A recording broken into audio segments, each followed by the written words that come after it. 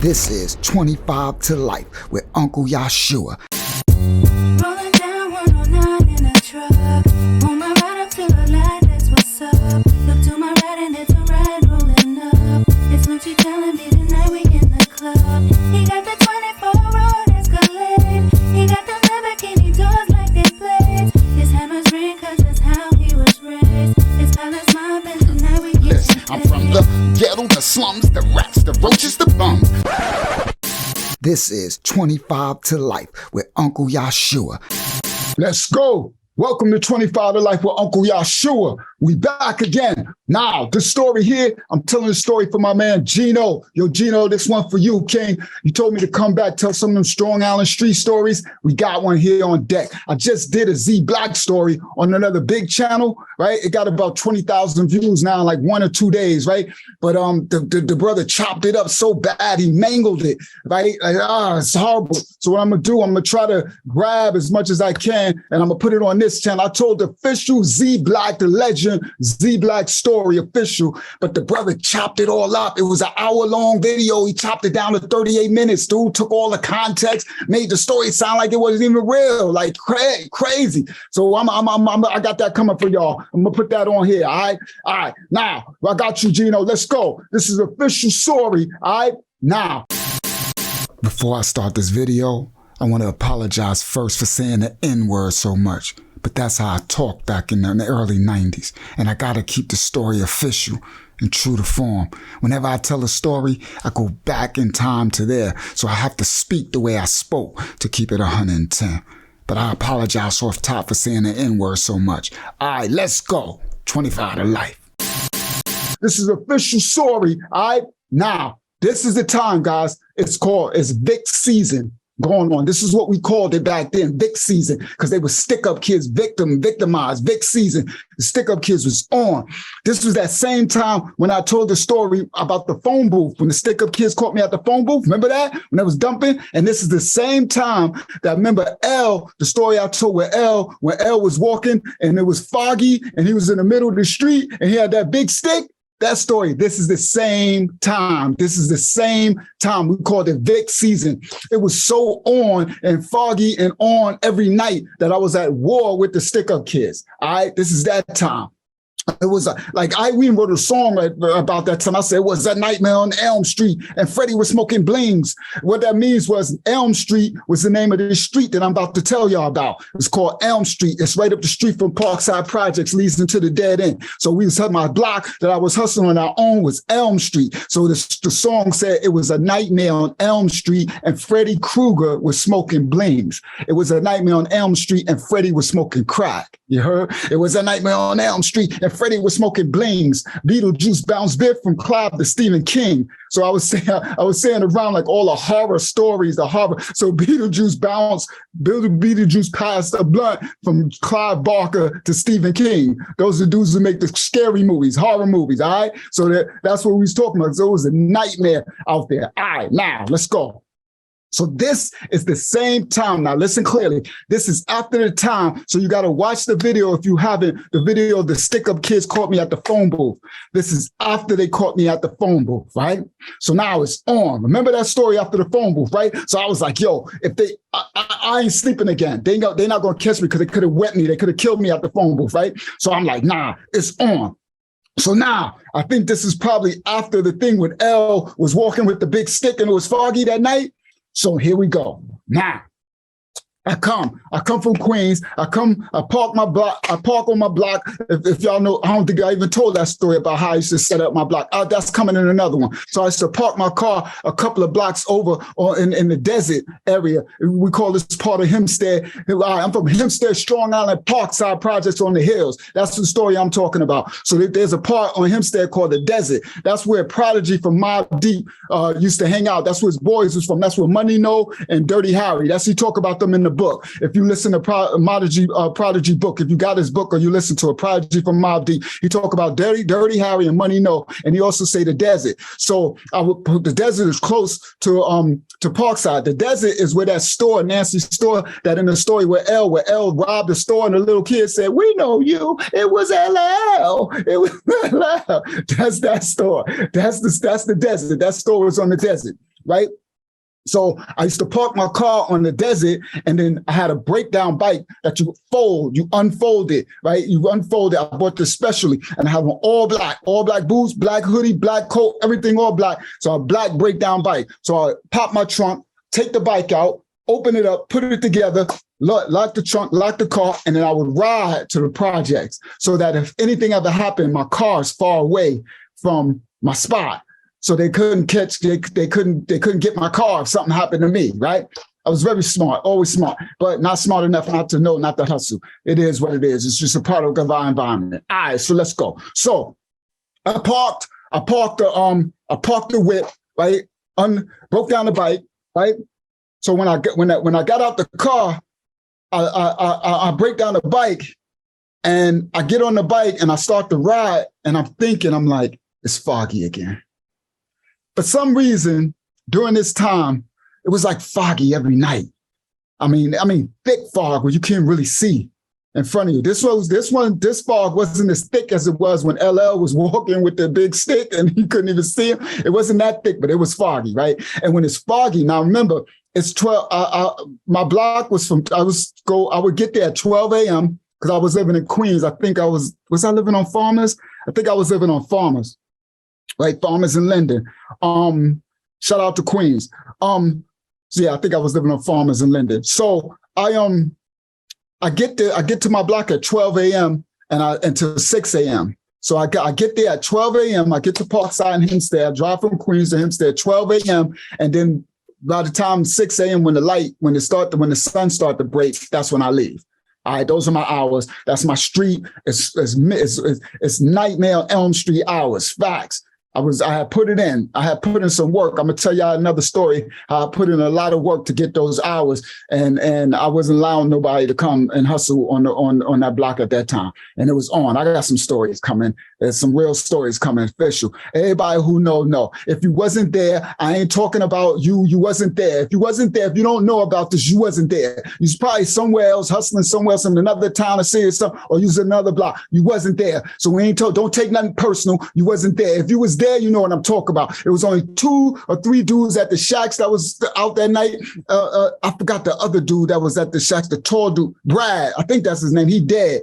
Brad had another spot over around the corner from the shacks down the street. It was me. I had my block. It was a couple of them out at the shacks. It was Brad was out, and then that's really it. Nobody else was really messing around out late in at this time. All right, I'm talking about a specific time. Those who know. All right, get out your feelings. I don't care about your feelings. We telling the truth here. These are all facts. It is what it is. All right, now, so it's on. After they caught me at the phone booth, guys, right? So watch that story. My head messed up. First of all, I was already at war with them, but they almost got me. Like they got the drop on me, kid. I was dead. I was wet. Only now I know that it was the Most High that saved me, that I wasn't splattered against that phone booth wall. All right. So after that, I'm on go on I am dumping. Every time I see a red Cherokee, a white Mazda, a burgundy Pathfinder, and I think it was 2 more of them, but them 3, I totally remember every time. I had my lookouts. I had my boys telling me every time when I would get there, they would be like, the red Pathfinder's out. And I would get on my bike and go on a mission looking for them. All right. Because this is that time. Remember, I told y'all that they robbing us, but then they robbing my people in my hood, but they're not only robbing you, they shooting you. And remember, I told you it had to be something personal. It was Freeport dudes. Freeport Strong Island. Stand up, everybody from Freeport. This is back then. All right. So now, this had to be, what year is this? Because this before L got locked. So this had to be 1990. All right. This is stick-up season. 90, the raw, rough, early 90s, Murder One time. Y'all know what I'm talking about. All right. So I'm finished to take the breakdown bike out the trunk, right? I start riding. I'm looking. I'm like, man, it's foggy again. So I'm like, whatever. I kind of like the foggy because I can hide from the police better. All right. So every now and then the police would try to come through. They used to be really shook to come through because there was so much gunfire. But every now and then you get those brave cops. Those don't give a shit. Those buck wild cops, they don't care. They just as buck as us, right? They would come through. So I would light the fog so that I can hide. Like, you know what I mean? How lay the bike down and be like, it would be, they got trees and everything so you can hide better. And I would usually always shoot the street lights out. That was my thing. I got another video telling you about that. That's going to come. My thing was I would always shoot the street lights out to make this block dark. So I would go down and try to shoot all the street lights out to make my block dark, pitch black. And it's on and popping. Let's go. Murder One, Nightmare on Elm Street is what it was called. Everybody know Elm Street. All right, now, Elm Street in South Franklin, Elm Street and Laurel, right by the projects, Parkside in effect. Let's go. So now I start riding. I get over there. By the time I usually get there, by the time I get from the desert to ride my bike to Parkside, everybody, I usually have a whole, it's like 40 fiends out there waiting because I got the bells, first of all. I got the ding dong, the bells, ding dong, the witch is dead. I got the bells. If y'all, those who don't know, these are old school terms. The bells means my crack is so raw. It is just pure. I would cook it until down to the oil. Anybody who know I'm talking about now, that we're not glorifying this. I'm just telling you, this is 1990s. I did my time for all this stuff. We're not glorifying it. I'm just telling you, these are my life stories. This is how I became Uncle Yahshua, the man that I am now, of the Most High, trying to do the right thing, and survive this traumatizing life that a lot of us have suffered from. So I'm not glorifying it, but this is just facts. So I would cook. Yes, I was Chef Boyardee. I would cook my own stuff. I would cook the crack, the coke, down to the oil, to turn straight to the oil and bring it, rock it back up. So whenever you would do that, that's the purest form that you can get when you strip it all the way down and bring it all the way back. And I would not overload it with baking soda. So I would have the Ricky Raw. I'm talking about the bells, ding dong, the bells. I'm talking about bells where people would come from other hoods, other cities looking for that. Looking for Rod, like, yo, where that at? So by the time I get there, 12 o'clock in the morning, it's it's like 30, 40, 50 people lined up, already waiting. So all my crews out there, you got Sam was my captain, Sammy. Mike was my lieutenant, right? Those two, Sam and Mike, those are my boys. Those are the captains and lieutenants. They were smokers, right? So everybody out there with me who worked with me were smokers, but they were OGs. They were oldest. Like my older generation, they the ones that got hooked on heroin and crack too. You know what I mean? The OGs who were official. So they're official. I didn't look down on my OGs, even those who were on heroin, who were dope addicts. I didn't look down on them because they're dope addicts. I grew up under them, seeing them putting it in. I seen how official they was. So I wasn't the type that now all of a sudden, I'm young and getting it, and now they are either, smoking crackheads or dope addicts, that I'm looking down on them and treating them like they crackhead. Nah, I never lived like that. I'm not cut from that cloth. You feel me? And so that's who was out in the streets, and that's who, you know what I mean? So I had my people. So now again, I'm not glorifying this. These are just facts. So Mike and Sam was my captain and lieutenant. Then I had Sconey, shout out the box, Bosconi. Now these are all official. Every last one of them, these people are still alive and out there.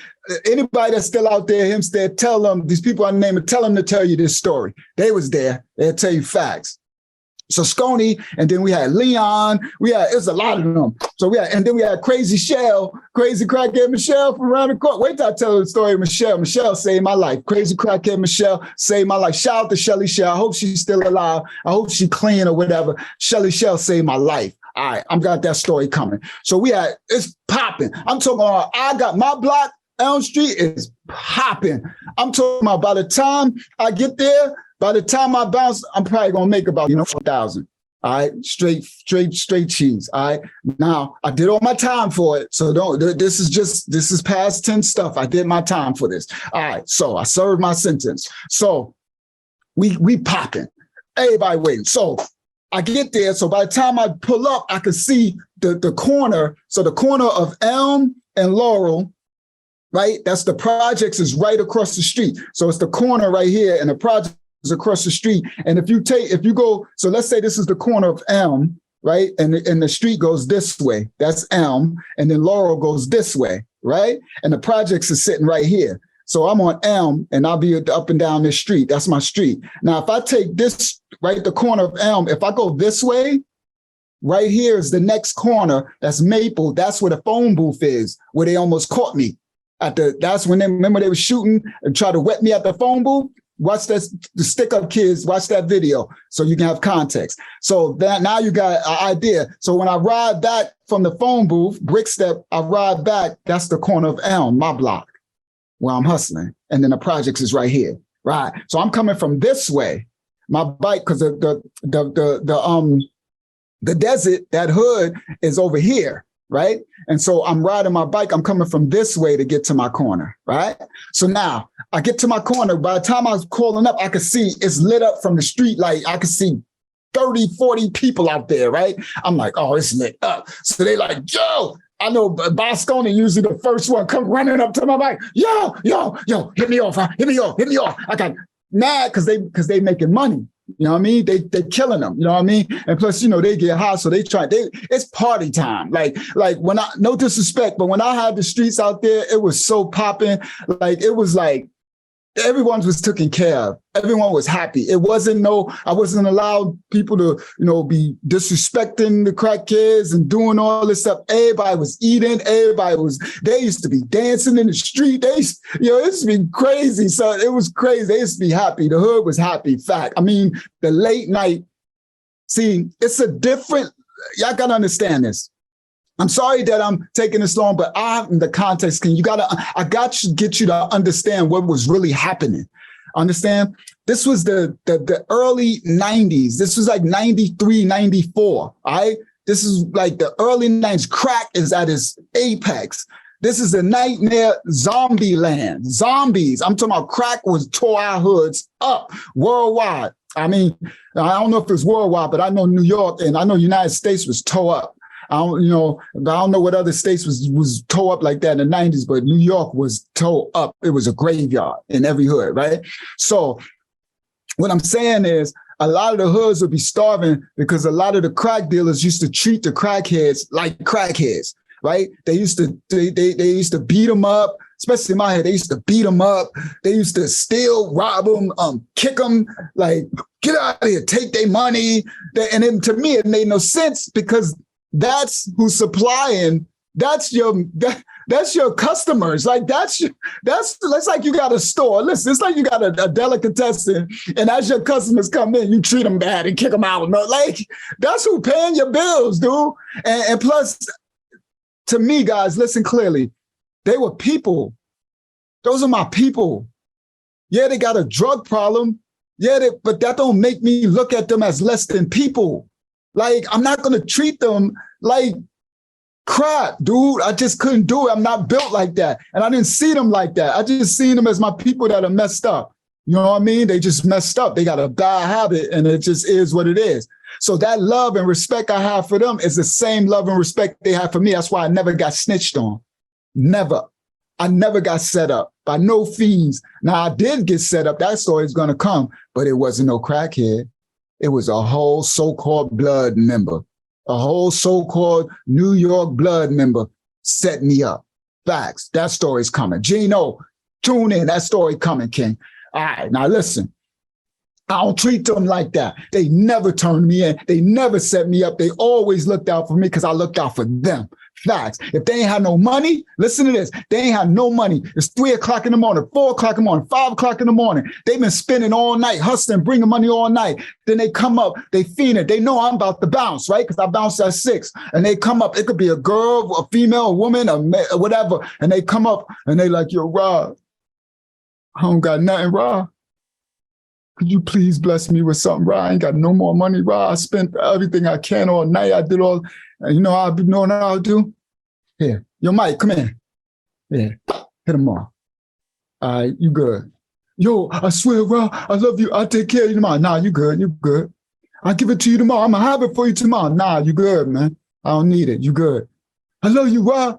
Love you too, man. Go ahead, right? And you know what happened 9 times out of 10? The next day when I get there, when they fresh, they be like, yo, Rob, I got that for you. They're a crackhead. Remember when Biggie Smalls made this song? He said, never give a, so we say, don't give a crackhead something because you'll never see your dough. No. When he's made that song, I said, that's a lie. He never hustled to the level that I did because I have them bring back all the time. Facts. And then if they get to the point where they can't and they really couldn't and something went left, it wasn't that bad. I understand the addiction. I understand why it happened. Nah, you good. You sure? I ain't gonna, well, I'm gonna whip you out. I'm gonna beat you down. I'm gonna do it. Come on, man. You know what? You good. Scratch that. Tomorrow start over. I got you, Rob. I got you. You know what? Come back the next day. They come back and they hustle it all. Yo, Rob, they be bringing, they'll bring a fiend all the way from Martin Luther King Drive. They bring a fiend from Terrace, from the Heights. I'll be like, where you get this thing? I grabbed him all the way from the Heights, Rob. He got $100, right? With that chip off some of it? Yeah, that's a fact. I'm not promoting none of it. I just need y'all to understand this is what my reality was. Those were my people, dude. I was out there with them every night, 7 days a week, from 12 a.m. to 6 in the morning, in the crackhead prostitutes, like crack houses, like the lowest of the low, the forgotten. Those are my people. I was with them. And I didn't ish on them. Paul, I don't want to curse. I didn't shit on them. Man, I can't believe that's making me emotional. You know how it's making me emotional? That's how real this is.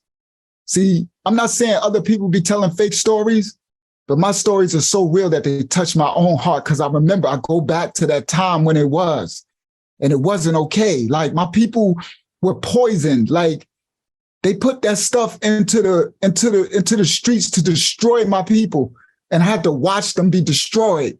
And I participated in the genocide because I didn't know no better. I had no mother and father, so I had to eat myself. All right, I'm just letting you know it wasn't okay. Man, I can't believe that made me emotional. And I ain't, y'all know, whatever. I'm about to say I ain't soft. I knock y'all out. I knock one of y'all out facts. All right, I'm just saying, and I won't knock one out. I'm a man of the Most High. I'm just all over the place. Just, all right, just understand. Just forgive me. It's that serious. This is that real.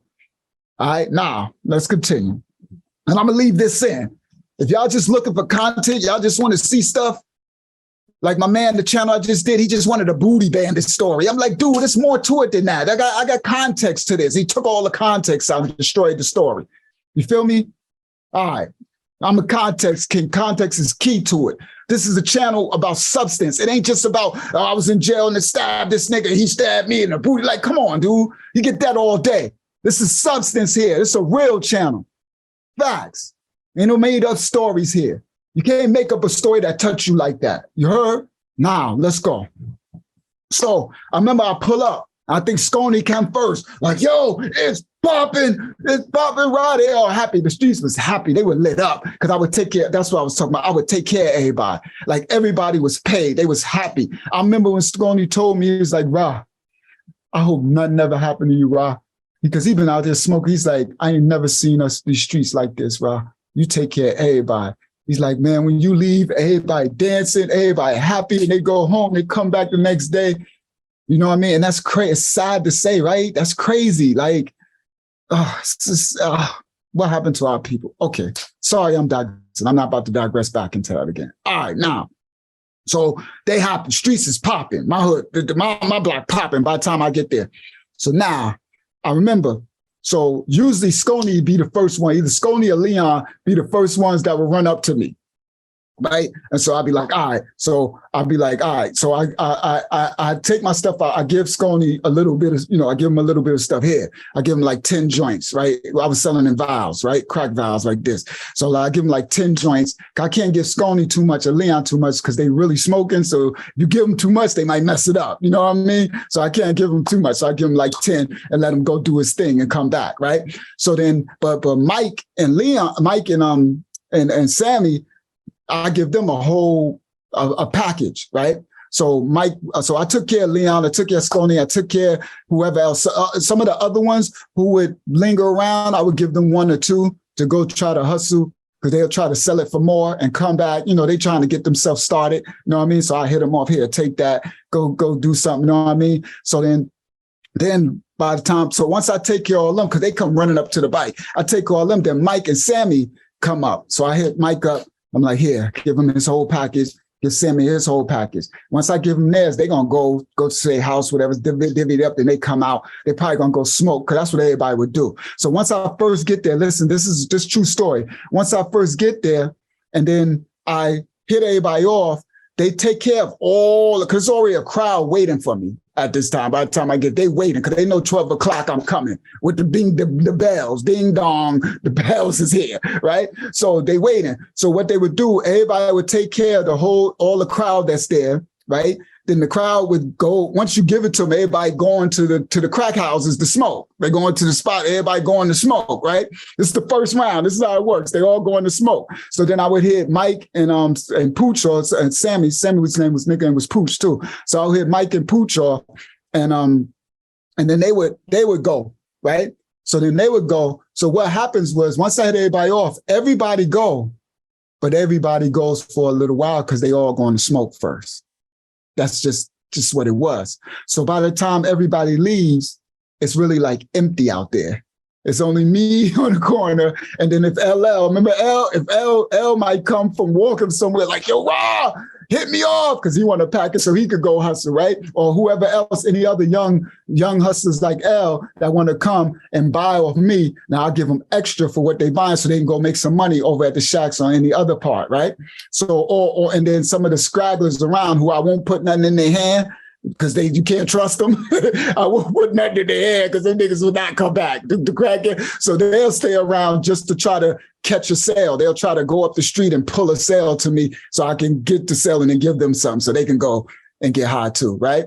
But I know everybody, you know what I mean? So I usually would just take care of everybody. It's just what it was. So now this night now, sorry I took so long, but you needed to understand the whole visual. So now this night, I remember when Mike came up, Mike said, yo, Ra, something ain't right out here tonight.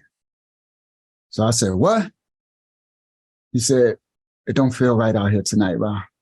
He said, I seen the red Cherokee riding around, and I seen the burgundy Pathfinder riding around. I was like, both of them? He said, I seen both of them earlier, Ra. They was out here. And he said, about an hour ago, it was some dude that came walking up. He was over here so across the street, there's a dead end that leads to my projects by the water tower. For all those who know, the little dead end, right, by the water tower. So he was like, yo, he pointed, he said, he was over there. And he said, I went and I rode on a bike, and I act like I was just driving past, but he didn't look familiar, right? I don't know him. So I'm like, he said, so I went and I asked everybody else, I asked Sconey and them, do y'all see him? They're like, yeah. I said, do you know him? And he said, nah, nobody knew him. So he was just standing there. He said he was just standing right by the fence, and it's dark over there in the dead end. It's by the Campbell Park, the back of the park. So, and the projects is over here. So he's like, he was just standing there. I said, well, where you go? He said he stood there for about 20 minutes, and then he just walked off. He said he walked up and walked up and just kept going up Law. So I'm like, all right. He said, I don't know. I don't got a good feeling tonight. So I was like, all right.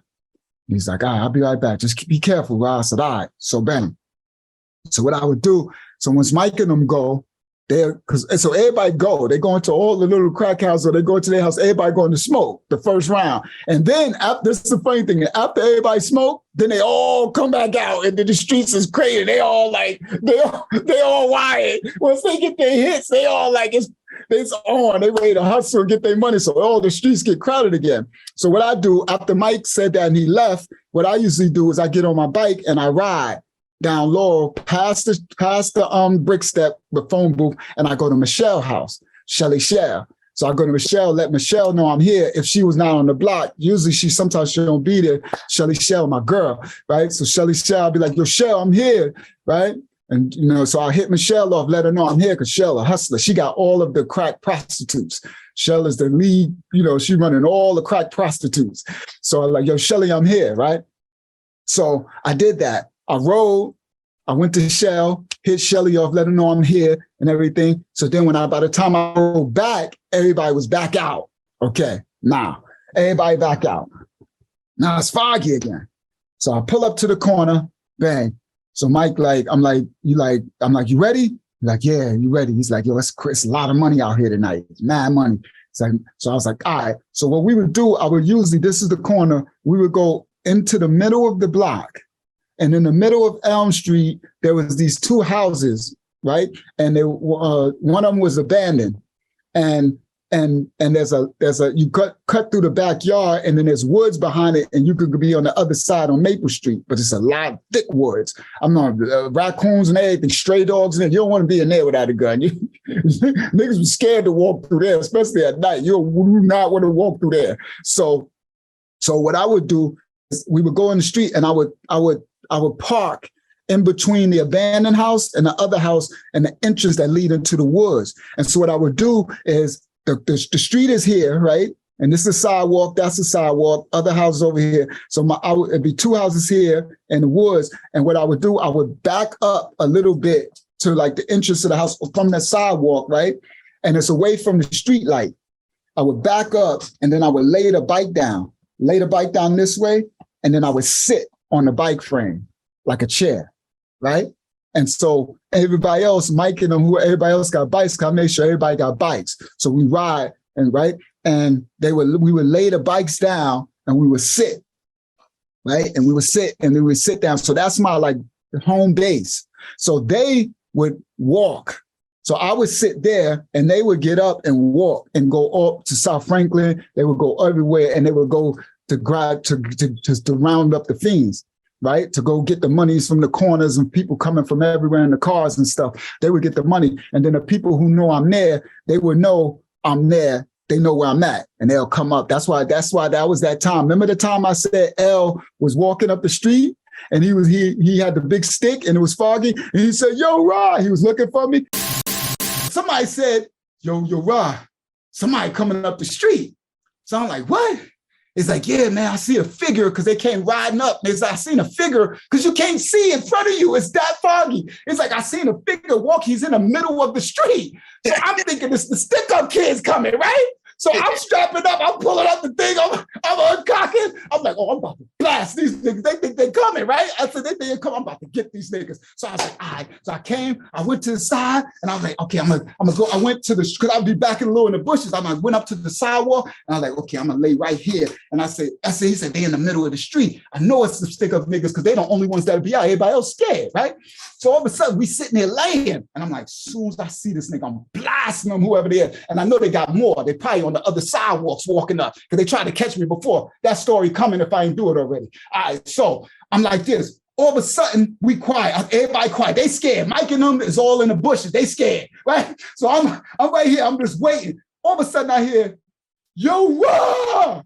I'm like, who the fuck is...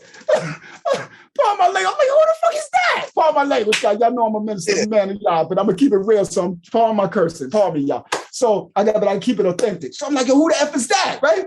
So nigga like, yo, Raw. I say, yo, who that? Yo, where you at, Raw?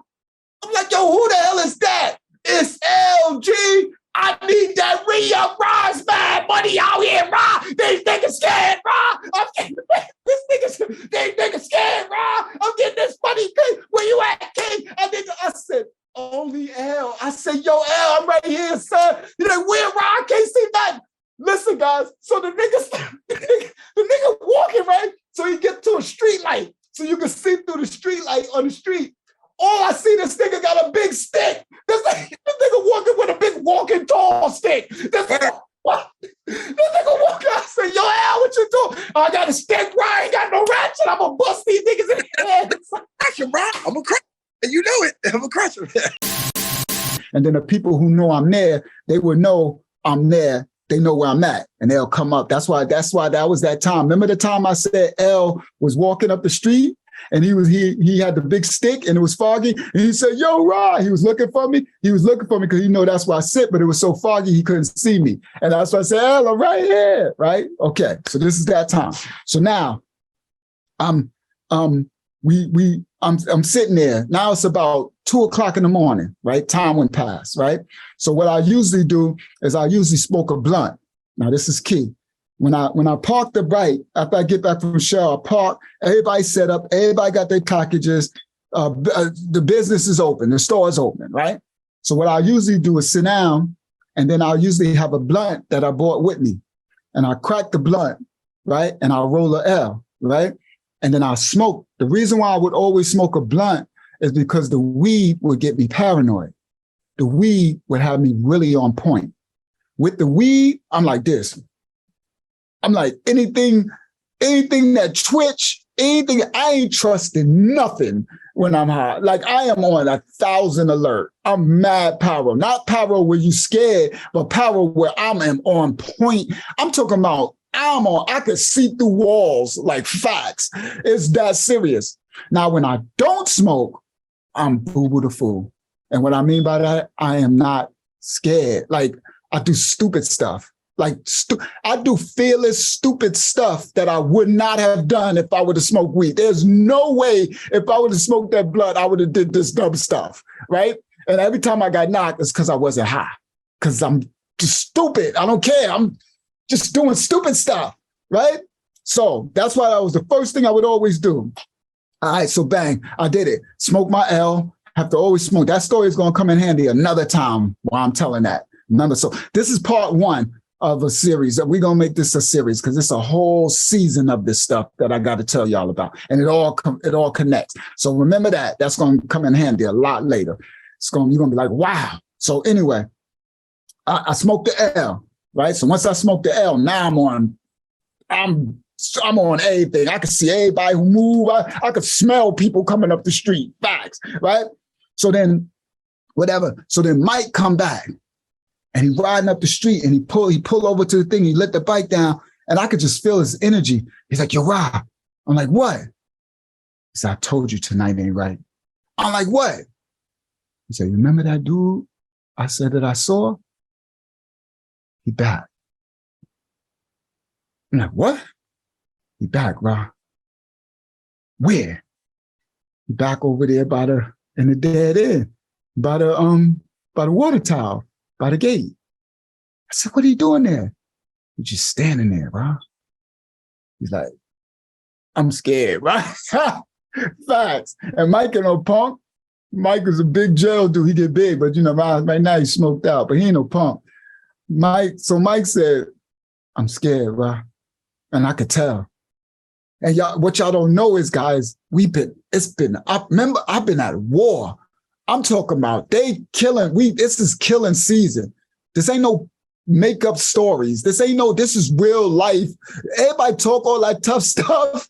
You know how the niggas talk all that tough stuff, right? And then they get knocked and start snitching. They talk all that gang, you blood, you all this, and they get knocked and tell on everybody. This ain't those days, nigga. Pardon my language. This ain't those days, my G. We doing ours.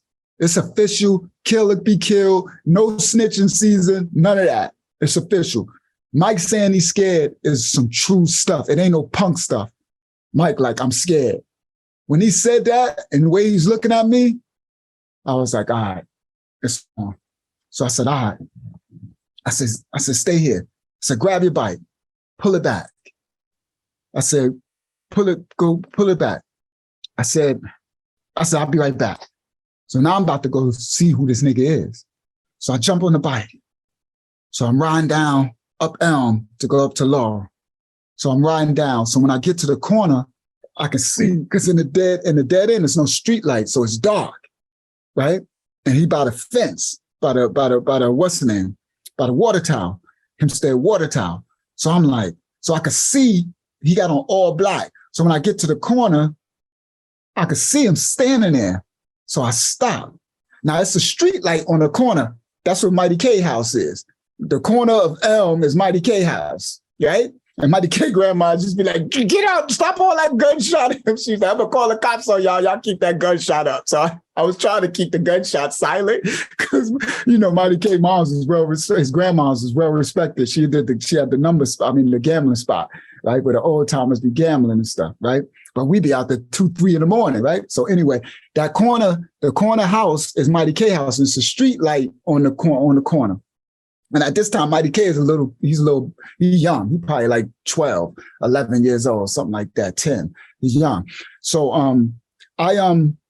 I stand on the corner by Mighty K house and I'm looking. So I stand and I know he could see me because I'm under the stoplight, under the street light. So it's yellow like a street light and my bike and I'm on the corner. I'm doing that purposely. So I stop and I stand and I look at him and I know he can see me and I'm just looking at him, but I can't see him because he's in the dark. All I can see is just a silhouette of blackness. So I'm sitting there, I'm just looking and he's just standing there. So I get on, I stop like this on the bike. So I get back on the bike and I start pedaling. So I start going. So this the corner here where I'm standing. He's here, right? And the dead end is right here. So I get on the bike and I start pedaling towards him. So I start pedaling towards him and I'm going closer. He's right here. I'm getting closer and closer and closer. And I go and I get right next to him. And I don't know who this is. He got on all black. He got a black hoodie on. He just look at me and I look at him and he's smoking. He got a cigarette and he goes like this. And you know, you see the cigarette light up and I just look and I ride past and I'm like, so then I just turn and I start riding back towards the corner. In hindsight, I don't know, something was off. Now I'm thinking about this right now. I'm thinking about this in this moment. Listen, Gino, I was the most high. You know why I'm thinking about it? First of all, that was the most high. The most high had me smoke that weed. Listen clearly, guys. If I didn't smoke that weed, I would have pulled out on that nigga. Facts. I would do some stupid stuff, right? And he probably would have had to drop, or he probably had his hand on his joint ready for me to do anything and probably would have got the drop on me, right? But I know if I didn't have that weed, I probably would have pulled up, nigga, who you? Like, on some crazy, stupid stuff. But that weed, that weed had me on point. But now I know it's the Most High covering me. But listen, now I'm thinking about it because I'm telling this story now. It's hindsight, 2020. It's real stories, all right? This is real facts, true story stuff. That's why you know it's true stuff. I'm remembering and I'm thinking of how you felt and thoughts. All right, you can't make this stuff up. So I remember I turned and I go, and I'm saying that because I usually wouldn't do that. There's no way I would just. So I turned, and I remember something don't feel right. And I drive back to the corner of Mighty K house and I stop and I turn and I look and he's still standing there. So I'm like, all right. So I turn the bike and I go back up the street to where our spot is at between the house. So I go back up the street and when I get to the street, Pooch is there, Sammy is there. So I get to the street. And now everyone else is kind of gone. They're still gone. You know what I mean? It's only me, Pooch, and Sammy. I mean, Pooch, Sammy is Pooch, Mike, and Leon. Because now Leon got there. So because they finished smoking their first round and they are trying to make it so and they walk back. So when I get back to there, Pooch, Sammy, and Leon is there. So I get back there, and so Mike is like, did you see him? I said, yeah. He said, who is that, Ra? I said, I don't know that nigga, man. He's like, I got a bad feeling about this, Ra. I said, yeah, me too. I said, something ain't right with this. I said, I'm about to go handle this. I said, all right, this is what I need y'all to do. I said, Pooch, grab your bike. Push it, pull it back. Leon, come. Either you coming or you gonna leave. He's like, I'm staying because he wants to stay get money. He don't realize what's about to happen. So I said, all right, y'all niggas pull the bikes in off the sidewalk, like further back, almost like to the backyard of the houses in the woods is right, kind of right there almost, right? So pull the bikes back. So they pulled the bikes back, right? And pulled my bike, right? So they kind of hidden where you can't really see them you won't really see them. You have to walk in there to look because it's dark. So I said, pull your bikes back and y'all just wait. So I said, it's on. So I took the 9. At this time, I had a 9 and a 380. I had my black Carhartt coat with the gold buttons, snap pockets, 9 in this side, 380 in this side. I pull out the 9, I cock it, take it off safety, cock it, put it in, snap the pocket. So when I unsnap that pocket and pull it out, it's already cocked. It's already, you know what I mean? I know it's stupid now. I think about it as off safety and cocked, right? Ain't that stupid? Because you could mess around. It's a hair trigger. You could do, but we young, just wild west. It's just true story facts, all right? So now I snap the pocket because I know once I unsnap that pocket, it's on blast, right? I ain't got time for all that other cocking and taking all that. So I get on the bike. I start riding up. It's on. I wish I had some drama music to play. I wish I had some drama music because it's on. So I'm start riding. Already it's on, right? Now I'm kind of crazy because I've been shooting out with them for months now. So I'm like gun crazy right now. It's just every day shooting out for life and death. Like, so you go crazy when you live in that. That's what they're doing in Chicago now. They live in so much gun shooting that you go crazy, right? So I'm kind of nuts at this point. Usually I'm not nuts. I'm saying I'm cooler than this. Like I'm not, so, but right now I'm nuts. I am 100. This is the most nuts I've ever been at gun trigger in my life. So I'm riding up. I'm playing it in my head. I'm like, I'm about to get the drop on this dude. I'm probably gonna have to blast him. I'm glad he's in the dark because I could probably blast him and nobody will see it. It's late. It's like 2-something in the morning. I'm like, I'm gonna blast this dude. I'm gonna get him because I know he got a ratchet. I know you ain't gonna be standing there without no ratchet. It's big season. You're not gonna be there without no ratchet. There's mad gunplay going off all night. It's like 4th of July fireworks. You're not gonna be there. So I ride up, right? I ride up.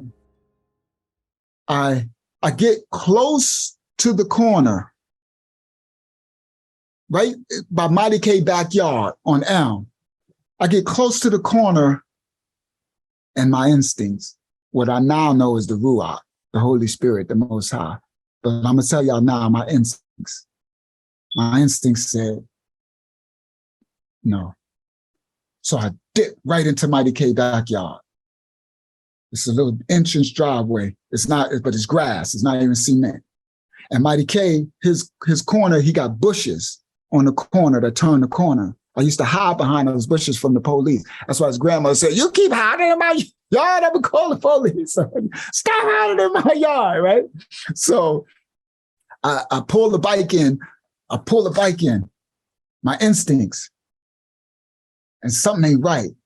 So I put the bike down in Mighty K yard.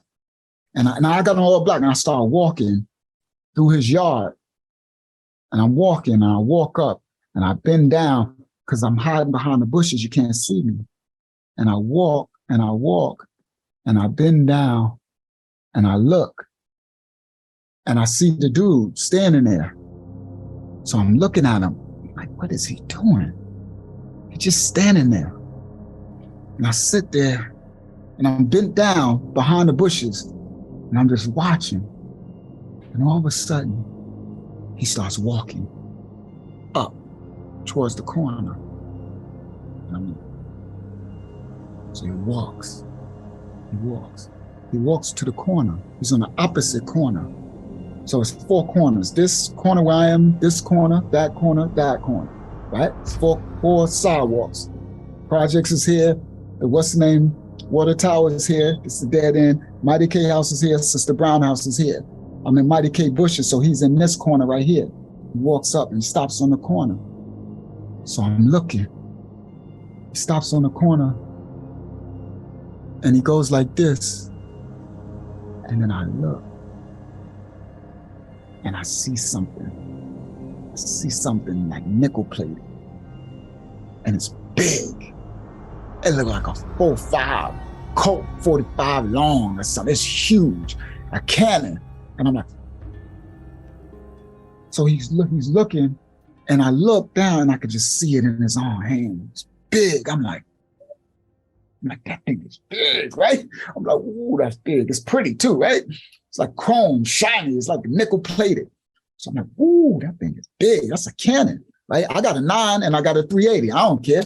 Whoever get the job, that's big enough. My 9 and my 380 got baby 9 bullets, and my 9 got full size 9 bullets. You heard? So it's all good. He got a 45 cannon, whatever. Whoever get the job first, right? So I'm like, ooh, that thing big. It's pretty too, right? So I'm looking at him. So he's looking. Then all of a sudden, I see somebody walk. I'm here. He's here on this corner. I see a figure come walking up this sidewalk across from me. And I'm looking at him, and then I see him look this way, and then I look this way. Oh, somebody else is walking up. And I'm like, who the hell's that? So he walking up. And all of a sudden, he walking up, and he gets to the corner where it's a light, where you can see a little light, it's brighter. And I see a silhouette of like a AK-47 or like a Uzi or something, like a submachine gun. I'm like, oh. So I'm like, so this nigga walk up, right? This nigga got a doggone Joe Gino. This nigga got an AK-40. This nigga got a submachine gun. Uzi. This one AKs. We had Uzis back then and Tech 9s. But really, OOZIS was most popular back then. I'm like, this nigga got an OOWOP. That's the only thing I'm thinking. Like, this nigga got an OOWOP. So I'm like, right? So I'm like, so this nigga stands on the corner. So he's looking. So I hear him say, where you go? So the other nigga, the first nigga on this corner, he walk across. He walk across to his corner. So now I'm across from them. So he get to him. So the nigga with the big 4.5 whatever. So the nigga with the ooh-wah thing, like, yo, where you go? I'm like, I don't know. He said he got that, he came up here. I can hear him because I'm right across from them. So I could hear him. He said he came across and he rolled on his bike, and the nigga looked at me. Nigga looked at me eye to eye. He said, and then he just circled around and went back. They went up the street. So the nigga was like, so all of a sudden, another nigga just comes up the same street where he was. The first dude, he come up the same, I don't know where he came from, the back of the park or something. This is my hood. This ain't even, I don't know who these niggas is. This nigga come walking up, another nigga, hoodied all out and all black. So I see another silhouette come up, and he walk up, and then this nigga say, before he even get, he say, yo, where they at? And he's like, I don't know, they went up that street. So then he walks up, and when he gets under the light, this nigga got a doggone submachine gun too. This nigga got some type of ooh-wop Tech 9 too. I'm like, what? I'm like, yo, these niggas is heavy, guys. Listen to me. So this nigga got the whatever Tech 9, Uzi, whatever he got, right? So he walk over and it's in his hand, right? So this nigga walk over and he like, yo, he said, they went up that street? He like, yeah. So he was like, all right. So I'm like, I'm too close, right? So I'm like, God, right? So I'm backing up. Now you gotta be careful because there's like, you don't want to make no noise, you know what I'm saying? So I start to back up. right? And I back up into K yard. Now my bike is in his backyard. So I back up slowly, slowly, slowly, slowly. And as I get back, when I get back away from the corner, away from the bushes, a car pulls up. It's the white Mazda, the one that caught me at the phone booth, guys. So I get to the phone, I pull a bike up, I lean the bike down to step off, and I look up, I hear something, like I hear rocks. I look up, and the white Mazda is turning the corner. Oh shoot, guys, listen clearly. I see the white Mazda pull out. I'm like, oh, that's them niggas, right? So the white Mazda pull up. So the three of them walk to the Mazda, to the passenger side. So they standing over the car and they talking into the car. So I back up, right? So now I'm backing up. So I get to my bike, right? So now I'm far enough away in K yard. Mike K know what I'm talking about, how long his yard was from the corner. So I get on my bike, but I can still see through, I can see them because they're under the street light, right? So I get on the bike and I'm like, I'm about to turn to go back down to tell Mike and them, like, it's on, right? So I get on the bike and all of a sudden a truck pulls up. Now, I've never seen this truck. A truck pulls up coming up the other street, coming up Laurel from the other way. And I'm like, and it pulls up and it stops. So now the white Mazda is this way, the other truck is this way, and the three dudes are standing at the Mazda. So then the truck pulls up, and I'm like, oh, shit, these niggas came to get me. Like, they came. All right. So now I'm like, shit. So I get on the bike. So I start to ride it because I'm far enough away. They on the corner. I can hear them talking in the distance. So I get on the bike and I start to ride up the sidewalk, right? To get the mic in them. It's dark, they can't see up there. You got to walk up to see. So I ride up, right? So I get to the point where Mike and them, I turn in. So Mike is like, yo, what happened? That nigga was there? I said, yo, it's on, yo. I'm like, them niggas is coming. I said, the white Mazda pulled up. I said, and another truck. I ain't never seen this truck. Another truck pulled up. I said, there's three of them. I said, yo, the dude was there. Then another dude came walking up. He got some type of Uzi or something. So Mike was like, yo, I'm going in the house. And I was like, no, because Mike lived up a little bit further. So he had to walk towards them. I'm like, no. I said, them niggas is coming up here. Them niggas already said that we down. They said where they at, and the niggas said they down the street right here. I said, these niggas is coming. I said, nah, y'all can't go nowhere. Go, push the bike back. I said, I'm about to wet these niggas. They coming. You know what I mean? I said, they got mad shit. I said, I'm gonna wet these niggas. They coming. All right. So now Mike is scared, right? He want to leave. I'm like, you're not leaving. Nobody going nowhere. Pooch scared too. Leon's scared too, right? But Mike is really scared. Mike is nervous, scared. So I'm like, nobody going nowhere. So I'm like, yo, Pooch, calm Mike down. And he's like, all right. I said, just sit in the back. They can't see you. So they take the bikes and they move a little further back. So I got my bike there, right? So they pull mine closer back to them, but not as far back. So then I walk up to the street and to the sidewalk, and I look up the street. And when I look up the street, I see somebody on this side of the street walking up. And I'm like, I said, here they come. So I see a nigga walking up this side of the sidewalk, right? So I back up, and I tell them niggas. So I kneel down on my knees, it's grass, and I'm like this, right? And I'm watching. So I got the 9 up, right? So I'm like this, I'm watching. So the nigga walk up the street. He walks up the street. So I'm like, what these niggas? He walks up and he stops. Like, so I'm here, he stops about right here on the sidewalk. So he's looking like this. Then all of a sudden, somebody, it's like, I didn't even see him. He was on my side of the street. He was close too. He wasn't that far. So it made me, and he was like, I was like, oh shit. So then he was like, they was just looking and the other niggas looking.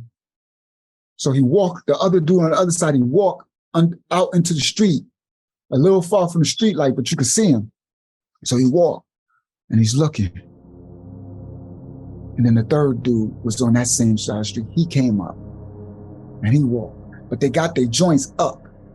He got his joint up. The other dude got it. Like it's out and up. Like they looking for us, right?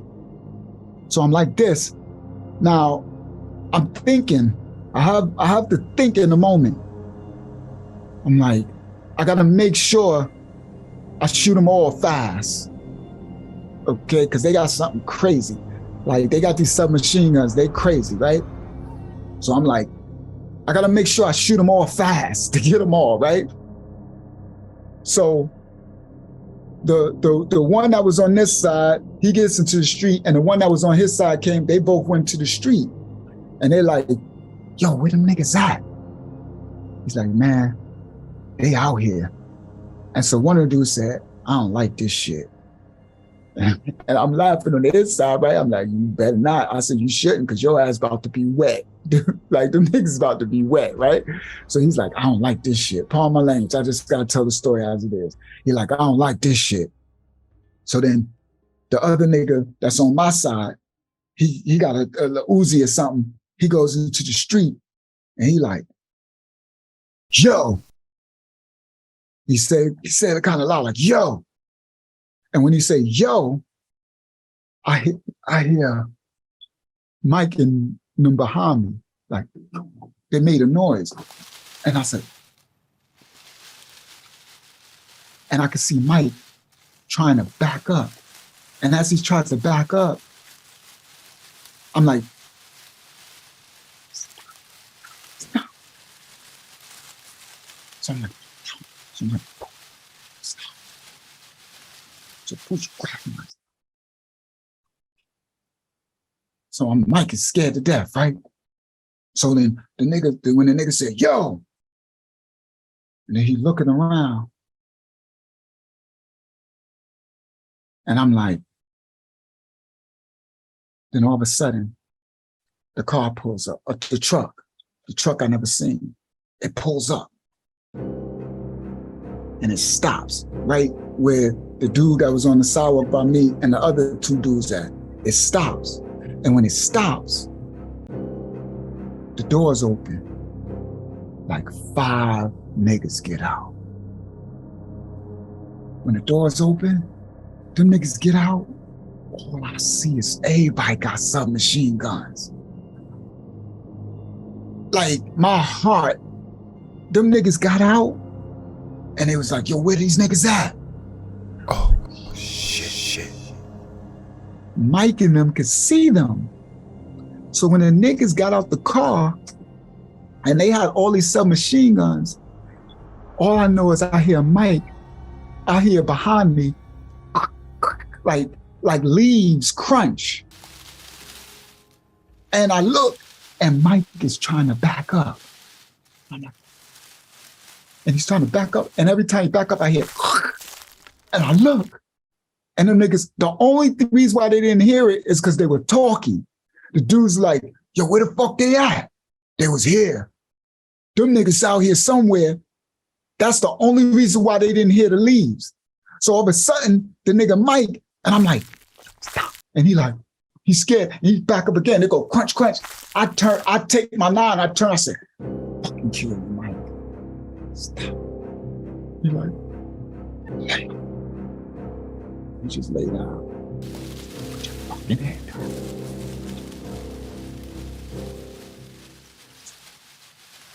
Pooch go and put his head down.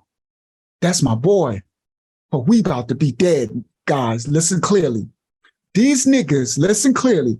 They got so many submachine guns that if they would have just did like this, turned and said, we dead. There is no, my guns ain't doing nothing to no OOZIS, to no techs or whatever those was.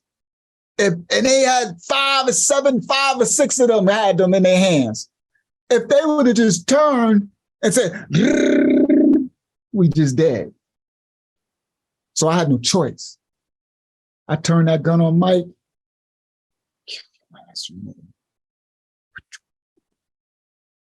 Pooch went, made him put his head down. Keep him there. He's like, turn. I lay down. I lay down on my stomach like this. What I'm going to do, I'm going to chop him down. I lay down on my stomach and I just wait. Because I don't got to win, guys. I don't got to win with these guns. Not with what they got. So I lay down and I got my hands like this. So the niggas from the car, they're like, these niggas out here somewhere. So the first dude who pulled up, he was like, I don't like this, man. This don't feel right. These niggas is out here. We need to go. And the niggas in the car, then some nigga in the car was like, man, fuck that. We come to get it, nigga. We gonna get it. He's like, nah, man. That nigga know we here, man. That nigga know we here. We need to go. And the nigga was like, man, fuck that. Where they at, nigga? And then the nigga who was saying all that went into the middle of the street and he started looking around. And he looking around and I just pointed it at him. And I'm like, he gonna get it first. And I'm just like, I don't know what to do. I don't know what to say. It's just on. I'm just waiting. I'm just waiting. And he's standing there and he's looking and he's looking and he looked right over us because it's dark. They right there, guys. I'm here. They right here in the middle of the street. I'm a little back from the sidewalk. They right there. You look. I don't know if he could feel it or not. He looked over us. He looked back again. And I could just feel he's like, let's get the fuck out of here. And the other nigga said, I told you, let's get the fuck out of here. He's like, yo, y'all come on. So them niggas jumped in, the other two jumped in, and when the other two jumped in, then the white Mazda pulled up. When the white Mazda pulled up, he was like, the niggas was in cars like, yo, where they at? And the nigga that was in the truck said, yo, let's go. Something ain't right. Let's go. And the nigga was like, what? It's like, let's go. And then they got in the truck and then he pulled off. And when he pulled off, he stuck the ooh up out the window and said, fuck. And they sped off down the street. I came up. I put the gun down. I put my head down. Shit. I take it, I uncock it, put it on safety. I turn around. They're just looking at me, Mike, Pooch, and Leon. Mike said, I'm sorry, Rob. I said, it's all right, Mike. So I'm sorry, Rob. I said, it's all right, King. I know you was just, not King, but I ain't say King, but that's how I talk now. I was like, it's all right, Mike. I know you was just scared. He's like, Rob, need to go in the house. I said, you good, man. I said, you good? You straight for the night? Just give me what you got left. I'm like, just keep whatever you had. Just give me back what you got left. You good. You be out tomorrow? I'll be out tomorrow, Robert. I need to go in. I said, you good? I said, Pooch, you good? I'm good, bro. I'm with you. I'm like, Leon, you good? I'm coming back. You're like, I gotta go. I I need a hit, bro. He said, I need a hit, bro. And Pooh said, I'm gonna go with him, bro. I said, it's all right. Yeah, I need a hit, bro. I said, it's all right. You sure? I'm like, I'm good. So them niggas pull off. So I pull the bike up to the corner, to the close up to the sidewalk. So now I'm like, all right. I have to stop them from coming. I have to ramp this up to the point where they won't come back no more. Because the way they came, they're going to catch me sooner or later. And they got way too much artillery. These Freeport niggas is coming heavy. They coming heavy. And I said, from now on, I'm shooting everything that moves. It ramped my psychosis up 1,000.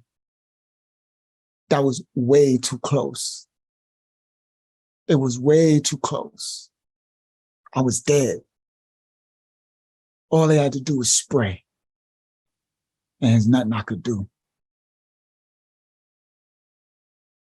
From then on, when y'all hear the next story, it's black time. It's rat time. Rat, rat, rat, rat, rat. A night, all day, till they never come back again. Y'all can't come back here no more. Y'all can't come back here no more. It was over. It was over. True story. Vic season. Parkside Projects. Nightmare on Elm Street. True story facts. 25 to life. Keep it functional. Let's go.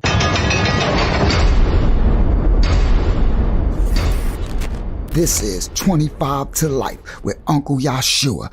You wanna know why they call me Lucky Lucha?